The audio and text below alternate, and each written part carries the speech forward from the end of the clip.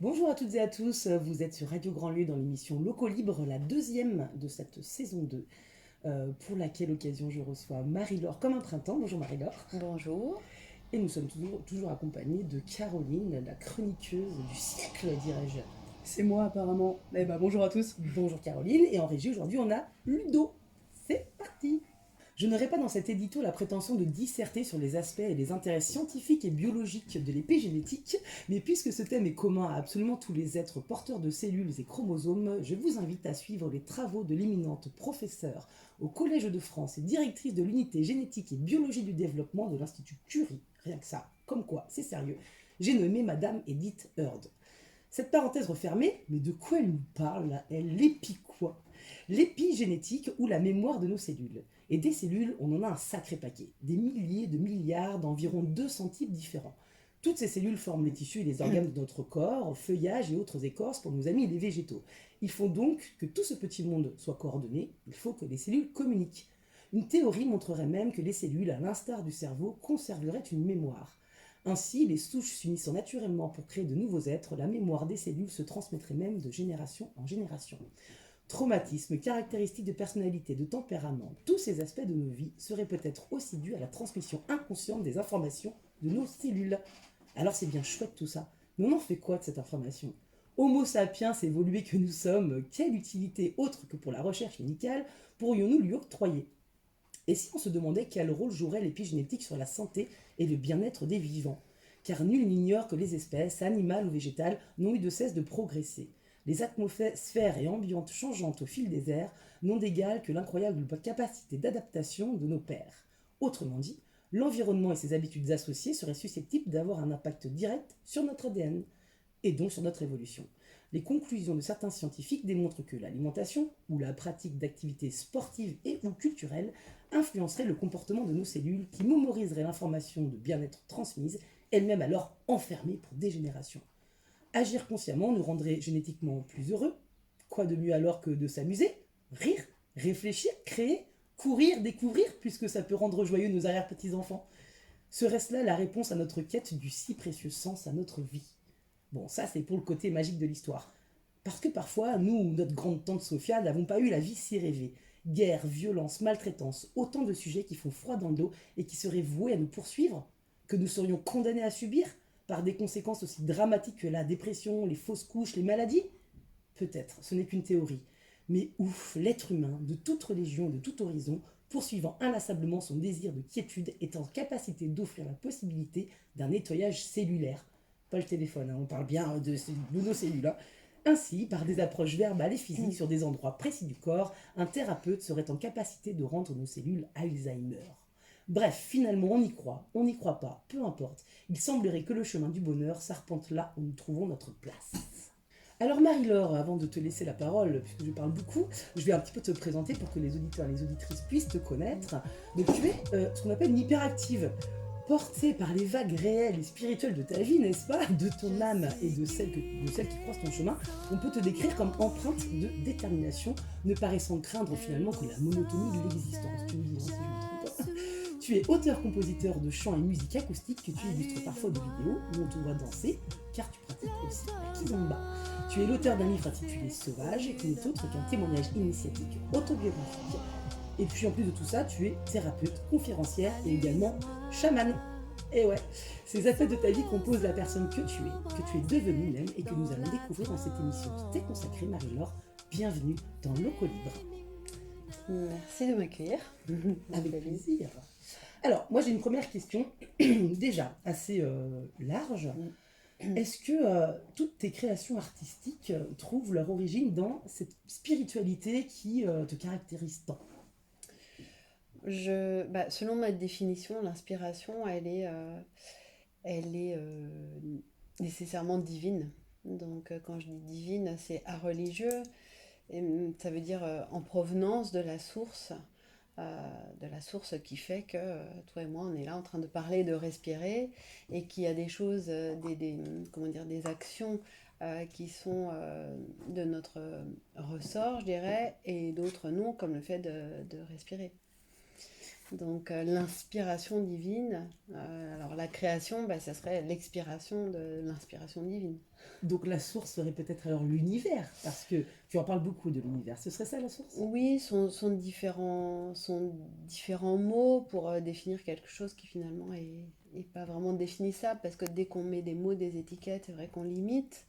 Et cette source, est-ce qu'elle a un début, une fin? Je ne pense pas. En tout cas, elle a cette puissance de pouvoir créer.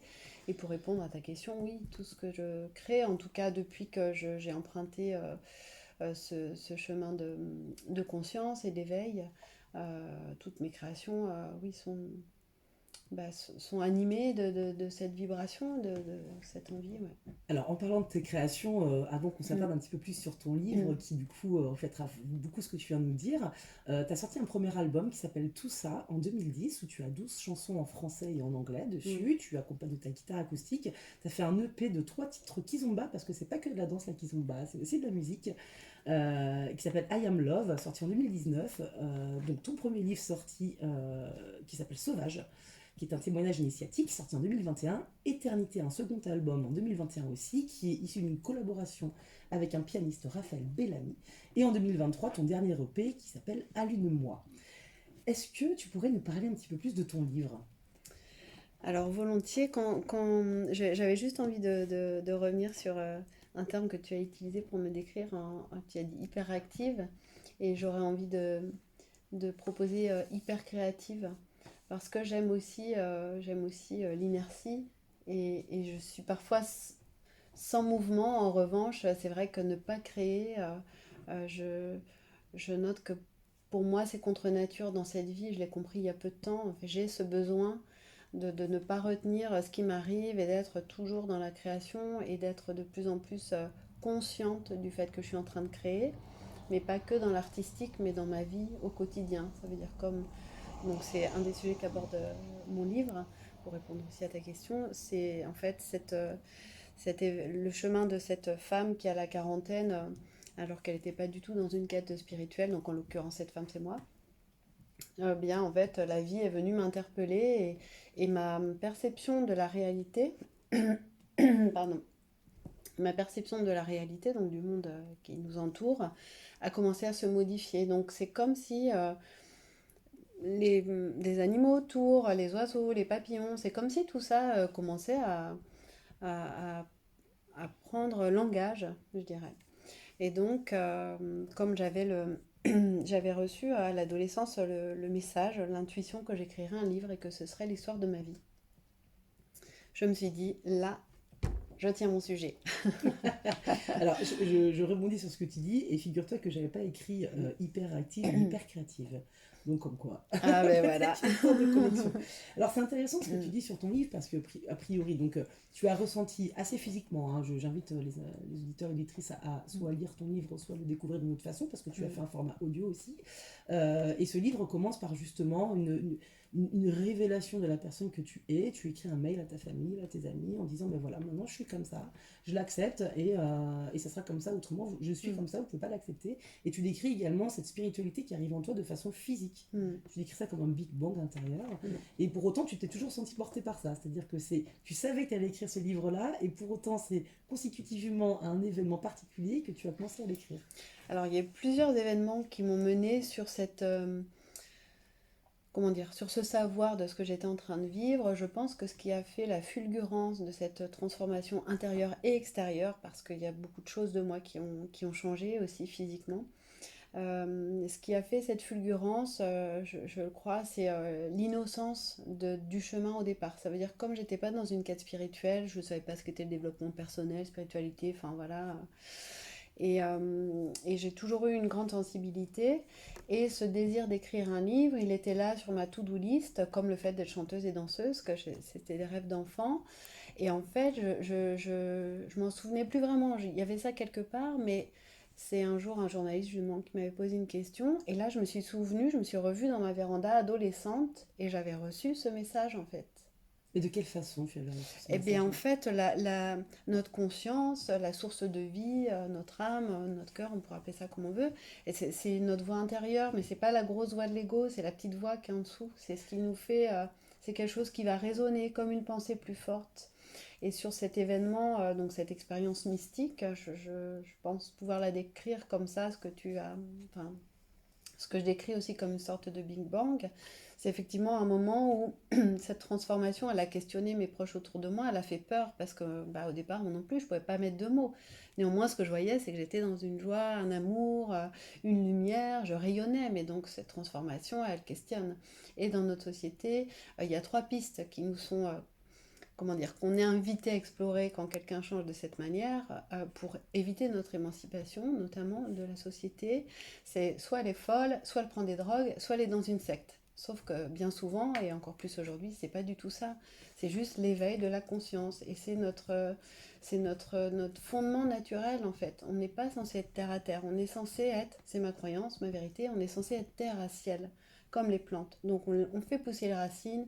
Et une fois qu'on est bien enraciné dans la matière, eh bien cette fleur spirituelle, elle éclot. On a une force d'esprit. Nous sommes des créateurs. Et donc, ce Big Bang, effectivement, c'est le début du livre parce que c'est voilà ce que j'ai vécu de plus déroutant et je dirais à la fois de plus merveilleux et atroce parce que j'ai eu très peur. Il est arrivé un moment où, dans cet email, je disais à mes proches bienveillants, hein, qui voulaient me Adèle, protéger, voilà, Adèle, notamment, qu'en fait, je les aimais plus que tout et que si néanmoins, si aujourd'hui ils ne pouvaient m'accepter comme j'étais devenue, eh bien, nos chemins allaient se séparer et j'étais vraiment très triste. Et j'ai fait allégeance à Dieu, donc Dieu à religieux, cette force de vie. J'insiste parce que Dieu a religieux. oui, c'est donc Ok. force de vie, univers, parce que L'univers, Dieu c'est souvent relié voilà, à une croyance religieuse que tu n'as pas, du coup. que je n'ai pas. Je me sens souveraine, donc j'ai voilà ma capacité à penser et à croire sans un dogme Mhm. ou juste les miens. Et donc, en fait, c'est quand j'écris cette phrase que je faisais allégeance à Dieu, voilà, que quelque chose en moi a explosé et que il y a eu une expérience physique vraiment où il y a une sorte de... Donc, c'est pas décorporation ni dépersonnalisation, parce qu'en psychologie, on va parfois utiliser ces termes, mais c'est pas de cet ordre-là, en fait. C'était physique. Bon, je sais pas si je vais au-delà, parce que Non, mais voilà, mais alors, en tout cas, c'est ça. On a c'était envie notable. l'événement que tu as vécu assez tragique lors de ton Mhm. enfance, peut-être a conditionné ton esprit à voir les choses autrement, peut-être, dans ce silence qui t'a été imposé, et en même temps dans cette vie que tu as dû t'offrir malgré les difficultés. Mhm. Est-ce que tu penses que pour le coup, c'est ça qui a fait que ton esprit a dû se forcer à avoir une autre vision de la vie, pleine d'amour que tu as décrite? Alors, ce qu'il y a, donc c'est en lien avec ça, et cette expérience d'abus d'enfance, il était vraiment digéré, et quoi qu'il y ait eu une racine qui a dû être libérée, qui a été très forte, puisque j'ai pris la décision voilà, de me libérer pleinement de ça. Je ne vais pas dire comment, parce que comme tu dis, on va pas tout Mais tu as pris spoiler. la décision, c'est ça qui est important. Oui, oui, C'est toi qui as pris consciente. la Oui, décision. oui, Ouais. consciente.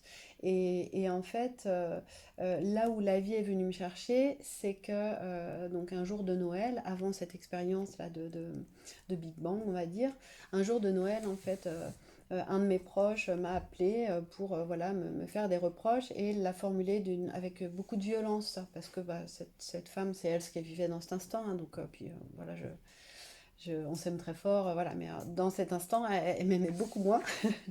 Et donc, elle a été très virulente dans ses propos, donc moi, ça a été très violent. Et en fait, là où la vie est venue me chercher, c'est que cette femme m'a empêchée de répondre. Donc, de nouveau, on m'a confronté à un silence, puisque au travers de ces abus, voilà, ce, cet adolescent, en fait, qui a joué dans cette vie le rôle d'agresseur de l'enfant que j'ai été, Ça a été ton premier clic, donc, parce que tu parles souvent de clic oui, dans et ton... en fait, ça a été le pardon. Le premier clic, ça a été le pardon envers cette femme, parce que le pardon envers ce jeune, quand moi j'étais enfant, il était déjà fait depuis longtemps. Et c'est vraiment le pardon envers cette femme qui m'a apaisée. Et puis après, ça a été tout un chemin, voilà, où j'ai... À chaque fois, en fait, je pense que l'éveil de conscience, il s'est fait parce que j'avais plusieurs choix et que j'ai choisi l'amour, en fait. C'est exactement ce que j'allais dire après. C'est-à-dire que tu as choisi d'avoir ces valeurs-là, non pas de haine on va dire, comment on dit, de rancune, mais au contraire, d'acceptation un petit peu de toute forme, alors sans vouloir pardonner ce qui s'est passé, hein, on n'est pas dans ce niveau-là, mais de toute forme d'acceptation de qui et quoi, à quel moment de sa vie, en fait. C'est ça, en fait, Hmm. que tu décris. Quand, quand tu évoques rancune, moi j'entends rancœur et en fait j'ai pas envie de rendre mon cœur. Mon cœur, j'ai Mm. envie qu'il soit là et d'incarner. Et bien sûr, on peut aller jusqu'au pardon et je dirais même au-delà parce que aujourd'hui j'ai envie d'être dans une approche de mon existence où j'ai pas envie d'émettre de jugement. Donc ça veut dire que j'ai une foi telle, religieuse, une foi en la vie, en ce souffle de vie qui m'anime, quelles que soient les expériences que je traverse, je me dis Dieu est à l'œuvre. Et cette phrase, elle est hyper puissante.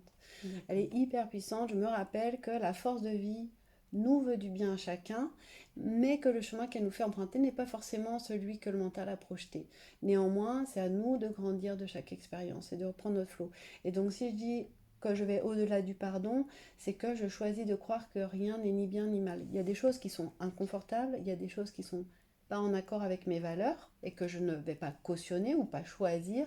Néanmoins, quand ça arrive, j'ai en conscience que l'autre, il joue exactement le rôle qu'il doit jouer, c'est pour ça que j'ai utilisé cette expression, dans cette vie, il joue le rôle qu'il doit jouer pour que moi-même, je puisse avoir la joie de choisir consciemment l'amour. Et donc là, d'après ce que tu décris, tu crois en fait au destin, d'après ce que je comprends. Et c'est une première question, assez simple. Et deuxième question, est-ce que, n'es-tu jamais tenté en fait d'éprouver de la rancœur, d'éprouver de la colère, qu'elle soit justifiée ou non? Parce que voilà, d'après ce que tu décris, c'est vivre dans l'amour et comme tout ça, ça a l'air super, tu vois. Pardon. Oui, je suis un petit peu loin du micro, pardon. Donc oui, ça a l'air génial, mais ça me semble pas possible à faire, en tout cas de mon point de vue. Donc comment est-ce que tu arrives à faire ça en fait? Alors pour répondre à ta première question quant au destin, je dirais pas que je crois au destin. En fait, ma vision, elle est plutôt que tout existe sur tout, tout le temps. Donc je le décris dans le livre comme un ciel avec plein d'étoiles, de paillettes.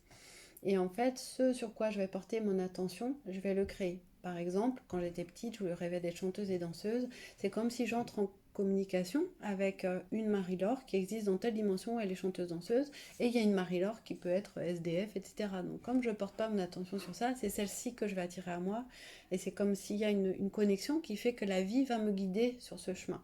Et moi, j'ai pas à juger du chemin, j'ai à rester dans ma vision et dans ma foi que voilà, j'écrirai un livre, je ferai ça, ça, ça, et là il y a un spectacle en cours, et c'est pareil en fait, j'ai la vision du spectacle et je reste sur cette vision, et la vie m'envoie les rencontres, et c'est absolument magique.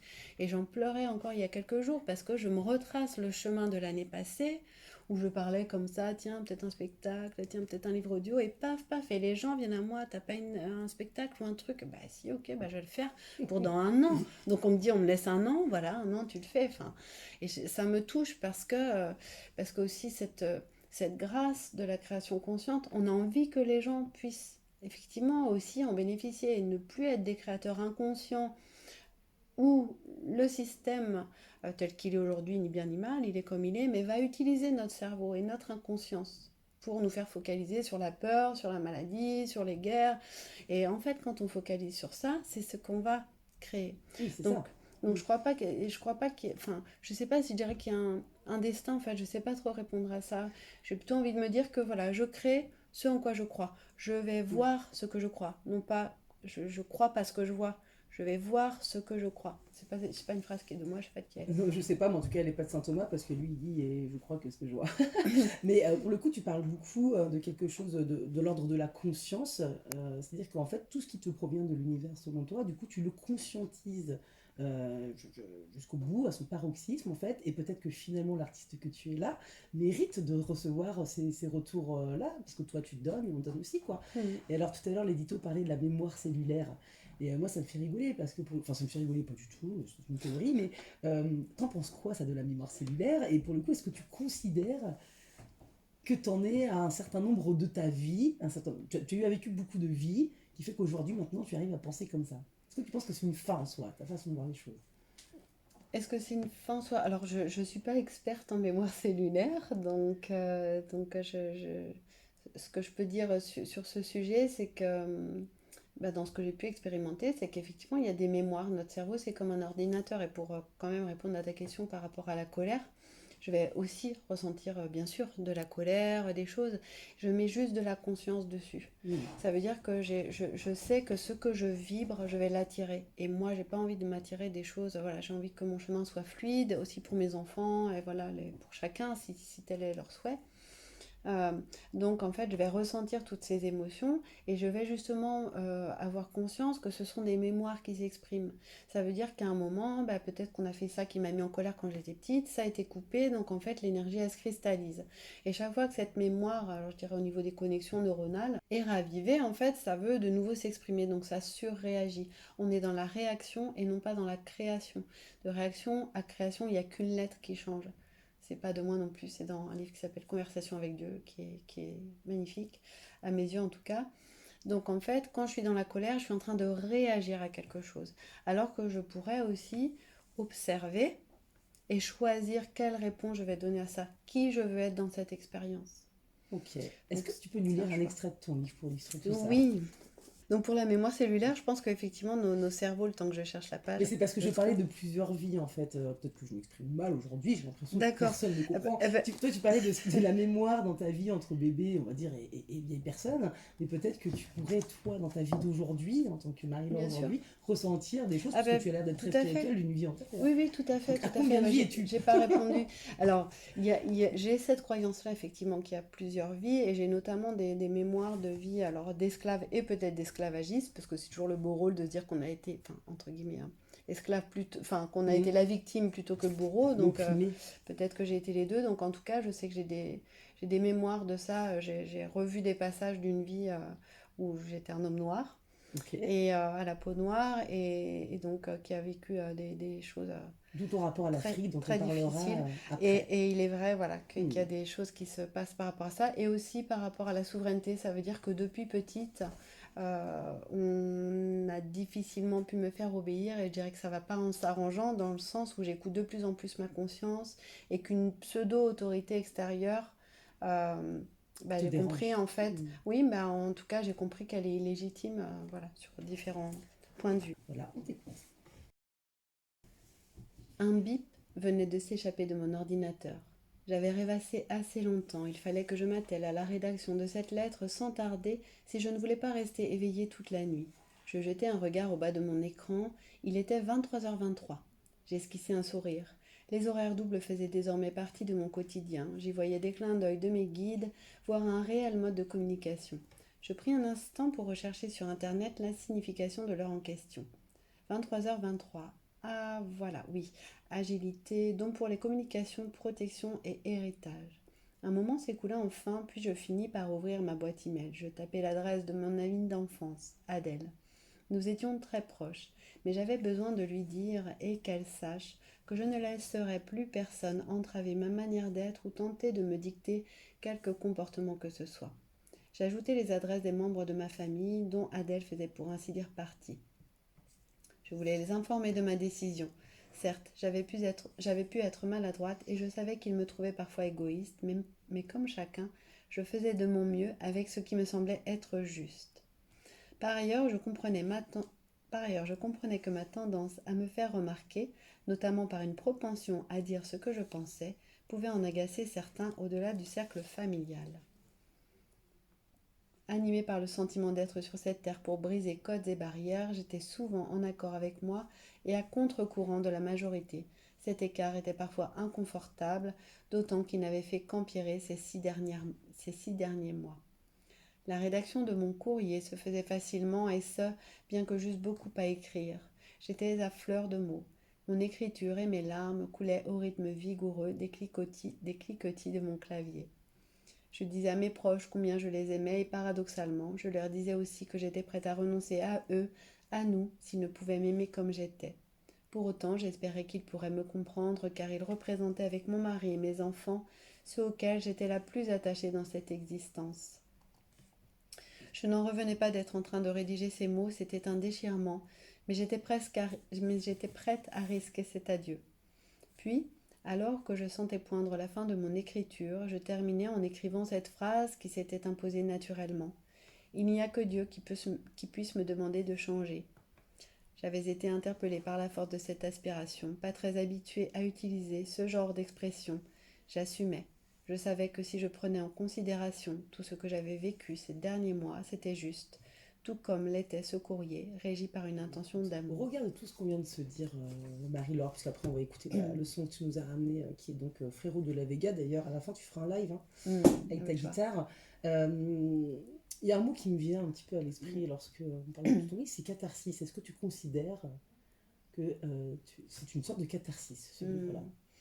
Alors c'est ce que m'avait dit une amie qui avait aussi écrit son histoire, et j'avais pas le sentiment que ça pouvait être libérateur à ce point. Et parce que j'ai déjà beaucoup travaillé justement sur toutes ces mémoires, sur ces blessures, et puis je continue. Je sais pas si un jour ça s'arrête, mais en tout cas, je continue. Et il est vrai qu'écrire ça m'a vraiment replongé dans beaucoup d'émotions, et c'était pas anodin du tout. Donc je crois, oui, que, enfin, c'est sûr, Sauvage m'a aidé à continuer de guérir et à grandir. Et il y a vraiment un lien qui est fort avec ce livre parce que il a une âme en fait, il me guide. Et puis, et parfois aussi, ce qui est très étonnant, quand le premier jour où il est sorti, en fait, il y a des gens qui sont venus, qui ne me connaissaient pas, qui accompagnaient d'autres gens, et qui à son approche se sont mis à pleurer. Et il n'y a pas très longtemps encore, une âme qui s'est mise à trembler de partout et qui était en pleurs et qui, voilà, qui Donc il y a sentait une parce mention que... vraiment très spirituelle autour de ce livre-là, qu'on ressent, qu'on pressent, nous et les autres. Une forme de travail libérateur, littéraire libérateur, et c'est très bien, c'est tout à ton honneur d'avoir trouvé ce chemin, en tout cas positif dans ta vie auprès de ce livre-là. On va écouter Frérot de la Vega, qui est aussi un titre qui t'inspire, dont le titre est Un homme. Et on en parle juste après. À tout de suite. Bon, revenons à ton art, Marie-Laure. On va pas se mentir, c'est très lyrique, mystique, éclectique, chromatique, fantastique, fantasmagorique, bref, tout un tas de noms en hic. Et tu nous transportes dans ton univers à toi, alliant une esthétique presque médiévale et enchanteresse avec des sonorités africaines. Dans ton livre autobiographique Sauvage, tu nous emmènes dans ton univers, ton cheminement de pensée, tes joies, tes peines, avec beaucoup de délicatesse et de volupté. Oui, bah je dis rien parce que j'ai le seum, quoi, voilà. C'est vrai que moi, à côté de ma vie, c'est clairement une série B. Les acteurs, ils jouent mal, il n'y a pas de budget, et la bouffe sur le tournage, elle est immonde. Genre, ma vie, c'est tellement un 4 sur 10 que j'ai eu les larmes aux yeux quand mon mec, il m'a emmené au resto routier de la D54. Des frites à la cantine, non mais vous imaginez un instant que ça représente pour moi? Désolée, je m'égare, bon, je me calme. Dans un de ses gros projets sortis, Marie-Laure utilise le verbe alluner. J'étais carrément interloquée, genre ça veut dire quoi alluner? Et j'ai longtemps résisté à aller voir sur Google parce que j'avais envie de m'en faire ma propre définition. Je l'ai donc utilisé comme un mot fourre-tout, qui voulait tout et à la fois rien dire, un peu comme les schtroumpfs avec le verbe schtroumpfer. Donc j'ai pu l'utiliser dans une partie de mes nouvelles activités extrascolaires. Par exemple, quand du coup je suis chef étoilé, j'ai dit à mes comparses s'ils ont pensé à allumer l'infusion de crème yuzu. Ou alors, quand je suis viticultrice, je disais, bon, cette cuvée, elle m'a bien luné la tronche, je ne suis jamais autant sentie vivante. Ou plus simplement, en tant que membre du G8, la guerre en Ukraine nous a tous allunés. Allunons tout ça au plus vite. Jusque-là, j'ai jamais eu de problème à me faire comprendre. Ça m'a juste desservi dans mes fonctions de haut fonctionnaire de l'État, souvenez-vous, puisqu'en manque d'inspiration, j'ai glissé à Elisabeth Borne de bien vouloir allumer l'idée d'utiliser le 49 francs à tour de bras. Bon, bah, on s'est mal comprise. Voilà, depuis, je vous avoue que j'ose plus trop m'asseoir à côté des insoumis à la cantine. Bon, et puis, je vous avoue pas ma stupeur quand j'ai été finalement voir ce que voulait dire le mot allumer. Et ben, je vous avoue que je suis très déçue, parce que c'est tout simplement l'action de recouvrir d'Alain une surface. Alors non, rien à voir avec recouvrir une surface d'Alain Juppé. Donc pourquoi tu rigoles, Nat? Je poursuis. Vous savez, la pierre d'Alain, c'est le truc à plein de vertus, dont celle de freiner la sudation. Donc c'est littéralement le fait de se mettre du déo. En somme, Borne s'est essuyé les selles avec mon conseil. Ah, je suis furax. Et franchement, ils vont m'entendre la matinée, moi. En plus, ils m'avaient promis des tickets resto et des places pour Disneyland, alors que merde, j'avais tout fait comme il fallait faire. J'avais pourtant protégé les petites bourdes fiscales de mes copains. Franchement, je devrais me syndiquer. Jean-Luc me manque. Bon, en fin de compte, cette chronique n'était pas facile à écrire. Marie-Laure est une personne qui performe avec une grande sensibilité, une générosité rare et une transparence inégalée. Des artistes aussi polyvalents ne courent pas les rues. Cela diffère bien de moi qui essaye tant bien de mal de raviver ma fibre artistique. Et je ne peux qu'être impressionné par l'aisance que la femme en face de moi pour créer. Peu de choses nous rapprochent, mais je trouve quand même qu'on a un point commun. Nous sommes tous deux des femmes qui faisons notre petit boucan. Nous sommes bruyantes, nous donnons notre avis, et nous ne laissons pas marcher dessus. Nous sommes décalées, hors cadre. Et c'est en cela que je me suis reconnue en toi et ton travail. Bravo pour ce chemin parcouru, et bon vent pour la suite. Merci beaucoup. Bravo. Eh ben, si j'avais un chapeau, je le mettrais bien bas, camarade. Ah bah, je compte sur toi pour la prochaine fois pour ramener un petit chapeau pour faire cette animation. Eh ben, avec grand plaisir. Alors, tu m'intrigues parce que pour moi, alluner, ça voulait dire atterrir sur la Lune, en fait. Bah oui, non mais c'est... Moi je sais pas, C'est on me génial. dit allume-moi, bah je... Après, Moi je veux bien, mais qu'est-ce que ça veut dire? J'avais une autre idée du lunage, mais bon, je perds ça à la je dirais radio. qu'en fait, c'est ce qu'on met nous derrière les mots et dans Sauvage aussi, il y a plein de mots qui n'existent pas parce qu'en fait, la souveraineté, c'est aussi ça. Ça veut dire qu'est-ce que moi je mets si j'ai envie d'utiliser. Mais tu t'es affranchi de en règles, fait- y compris l'orthographe. Ouais, en fait, ouais, tout à fait. est-ce que tu as l'impression que ça te limite en fait l'orthographe, enfin, la manière dont on parle et tout? Alors, ça me limite pas depuis que j'ai découvert le langage des oiseaux. Donc, c'est le sens derrière les mots quand j'évoquais le mot rancœur. En fait, il y a plein de manières d'utiliser les mots et il y a plein d'autres sens aux mots que ceux qu'on nous dit. Déjà, quand on regarde l'étymologie, finalement, ça veut pas dire ce qu'on croit que ça veut dire, déjà, de manière terre à terre, pour le coup. Et aussi, en fait, dans les sonorités, dans les choses, il y a des sens cachés derrière les mots. C'est vraiment Ok. un langage que La je vous preuve invite pour à allumer, découvrir. pour Ouais, c'est allumer, ça, tu c'est ce vois, que moi ah, j'y mets. eh ben, Ouais, c'est- c'est amené à la lumière intérieure. Et puis, ça représente bien ta créativité au final, hein. T'en fais ce que tu veux. Voilà. Exactement.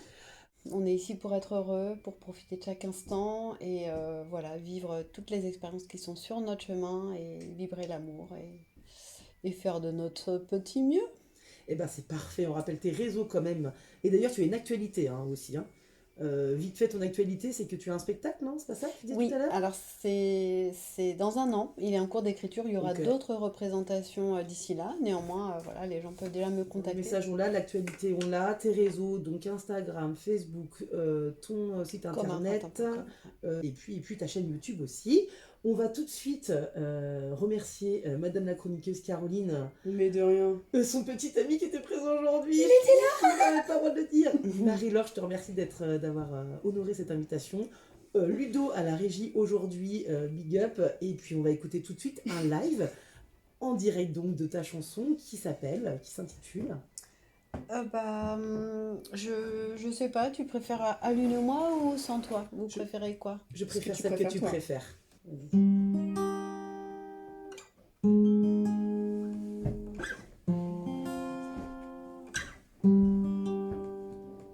J'en ai souri ta phrase, j'en ai pleuré des mots, entendu des silences au cœur de ta peau, des années en extase, une alliance comme il faut. Un jour tu doutes, tu trouves que j'ai changé un peu trop. On s'est promis l'éternité.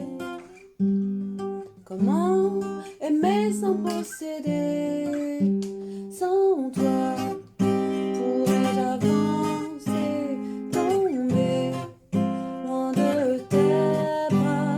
Sans toi, près de moi,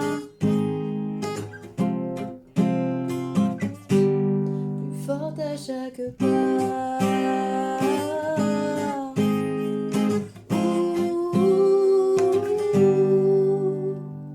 Tout ce temps consacré à nous aimer toi et moi. Adieu notre romance, en route chacun pour soi. Les appels de nos âmes et mon envie de liberté ont séparé nos ailes quand tu hésitais à rester. On s'est promis l'éternité. Comment aimer sans posséder? Sans toi, pourrais-je avancer, tomber loin de tes bras? Sans toi, près de moi, plus forte à chaque pas.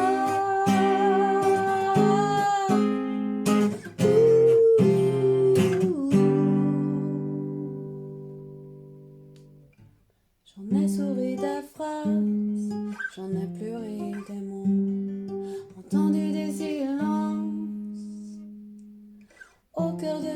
faut, des années en extase, une alliance comme il faut. Un jour tu doutes, tu trouves que j'ai changé un peu trop.